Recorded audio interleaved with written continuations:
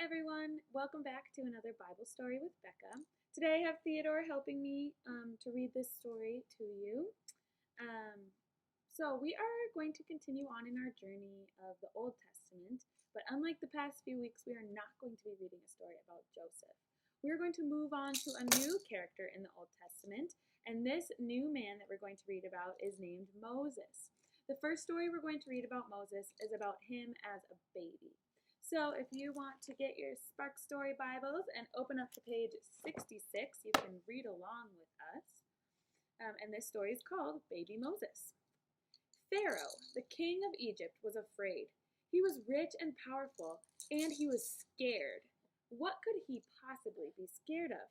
Well, strangely enough, Pharaoh was scared of God's people, the Hebrews. He thought there were too many of them, and he was afraid that they would try to become more powerful than he was. To make sure the Hebrews had no power, Pharaoh made them his slaves and ordered them to work very hard. Even worse, he demanded that all of the Hebrew baby boys should be drowned in the Nile River. Because of this, God's people were terribly afraid too. Everyone in Egypt was afraid.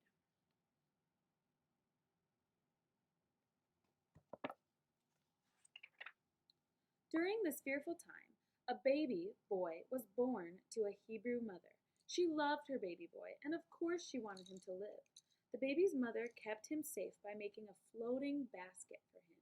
She put her baby in the basket and then hid it in the water and plants of the edge of the Nile River. The baby's big sister Miriam hid near the shore and watched over the basket. What happened next was really amazing. Pharaoh's daughter came down to the river to take a bath. She saw the basket among the water and plants and asked her servant to go and get it.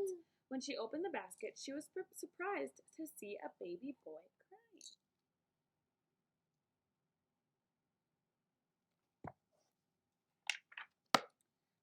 This must be one of the Hebrews' children, said Pharaoh's daughter. He's awfully cute. Wouldn't it be fun to keep him? Aha, thought Miriam, I can help her. Miriam bravely stepped out of her hiding place. I could probably find someone to help take care of the baby for you until he's a little older, she said. That would be perfect, said Pharaoh's daughter. Miriam was excited to tell her mother the news. The baby's mother took good care of him. When he was old enough, he went to live with Pharaoh's daughter. Miriam and her mother prayed that he would be safe with her. I think I will name him Moses, said Pharaoh's daughter, because I took him out of the water. Moses lived in Pharaoh's palace until he grew up to be a man.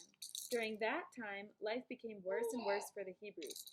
Eventually, however, Moses helped free God's people so they would leave Egypt. Now there was something besides fear for God's people.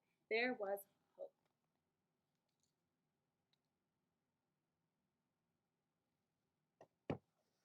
So, after reading this story, I want you to do a little experiment with your family. I want you to see what kind of things you can find in your house that float in water. And then you could try to figure out what you would use to build a basket that it would float down a river, kind of like the basket that Moses' mother floated him in this story. So go ahead and do that experiment with your family. Theodore and I will be back with you next week with another story. Have a good day, everyone. Bye-bye.